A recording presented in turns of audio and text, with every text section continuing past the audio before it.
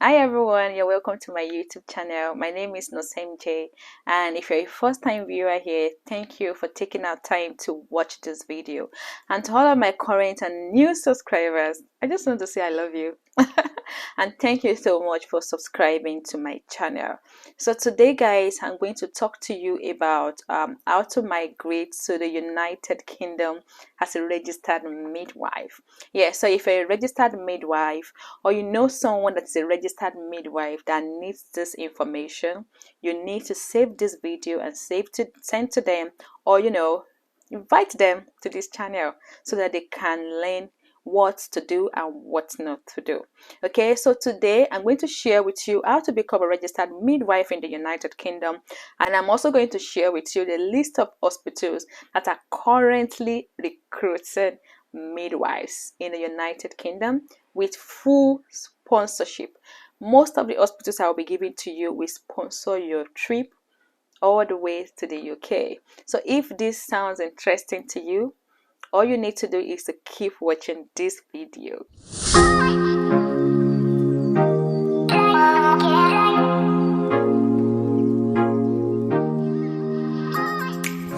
Let's get right to the information that I have for you today.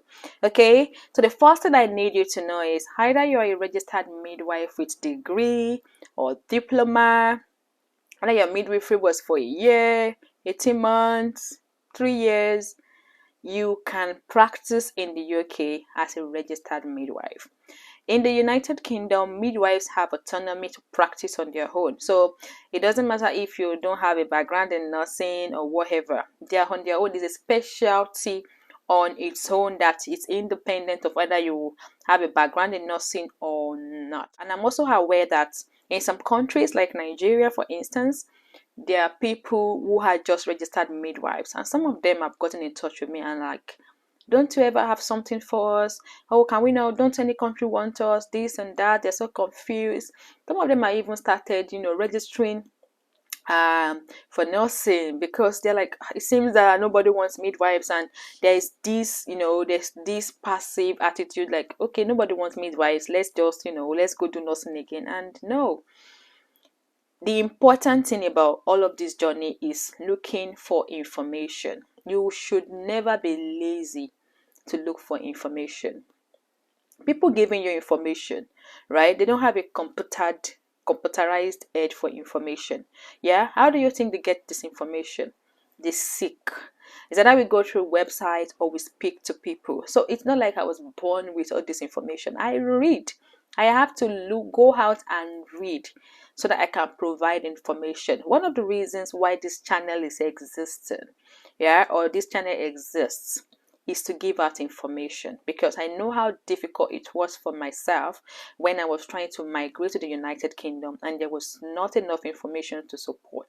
And even though some of them that even have the information, they heard it, or they really wanted to pay a huge amount of money, ridiculous amount of money for it, for something that is literally on the internet. So I said, okay, I was going to take it upon myself to share as much as I know and as much as I can. Not like I don't have things to do with my time. Okay, so without wasting much of our time, let's go to the information of today. So first, we've established that it doesn't matter what kind of midwife you are, whether you're a 3 years midwife, 18-month midwife, 1 year midwife, this information is for you. So the first thing I need you to know is registering. If you know how to register as a registered nurse, the same process of registering as a registered nurse is the same process that you register as a midwife. So in the UK, 5 specialties have their own recognition in the UK.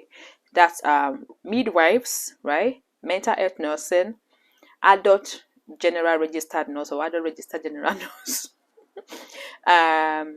pediatrics, and learning and disability nursing.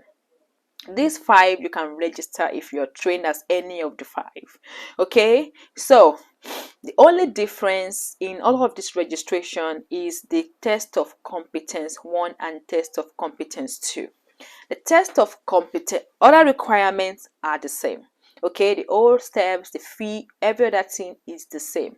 Now, test of competence one is called, what everybody calls CBT.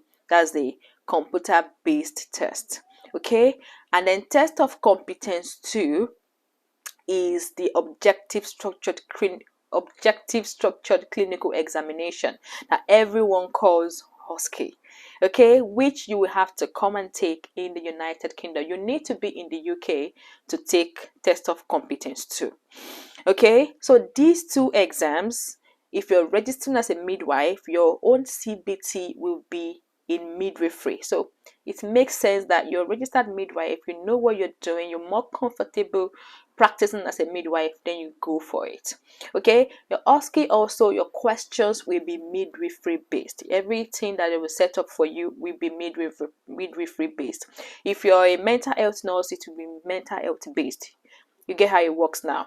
So that's literally the only difference. Every other step in registering is the same. And the first step to starting your registration is visiting nmc.org.uk website and register as an overseas midwife. The link to this registration is in this post. I'm also going to make reference in order to save time, okay, because I'm still going to give you the list of hospitals that are currently recruiting, okay, in the UK. All right, so I'm going to drop a link to the video I have on how to register as a nurse, how to register as a nurse in the United Kingdom. Because if I start this whole process and talking about everything again, it's literally me repeating myself, because it is the same thing. The whole step is the same thing, but the only thing is you have to register as a midwife, and you have to take the CBT for midwives and the OSCE for midwives. Okay, so I'll plead plead with you to please go to the video. The link to the video is going to be in the description. Go and watch my video on how to become a registered nurse in the UK. That video has all of the steps that you need to take to register. Okay, all you have to do is, you know that it is your license, your midwifery license that you're validating, you're verifying it, and you're registering as a midwife, right? And you're also taking the midwifery CBT and OSCE. Every other step is the same. The cost, everything is the same. And I just feel to save time, let me make that clear. Okay, so go and watch my video on how to become a registered nurse in the UK, yeah, and follow the steps. But remember what I have said now, that it is your CBT, your registration is different because you're registering as a midwife, okay, and then your OSCE and your CBT is midwifery. Now, when you finish your registration, yeah, and you have been, of course, you go to that video and you've been verified by Nursing and Midwifery Council UK, you then need to start to look for jobs. Okay, so when you're looking for jobs as a midwife. But a lot of people have gotten to me and they said it is really difficult. They're not getting jobs, they're not doing this. I used to feel like this information was really out there, because sometimes ago I did a live session with a registered midwife from Nigeria, who is now a registered midwife in the UK. Yeah, and we had this chat. I believe that video is still on my Instagram, which you can actually check if you still want to check. But it is the same, no difference, the same. Okay, the same. However, right, in the UK have the autonomy to practice, either you have a background in registered nursing or not. Okay, so with your application, I'm also going to drop the link on how to structure your CV as a midwife. Okay, if you're applying as a midwife, then your CV should reflect responsibilities, roles, duties of a midwife. So you need to also watch my video on how to apply for jobs as a midwife in the UK. I apply for jobs with the NHS generally. The video is generic to everybody.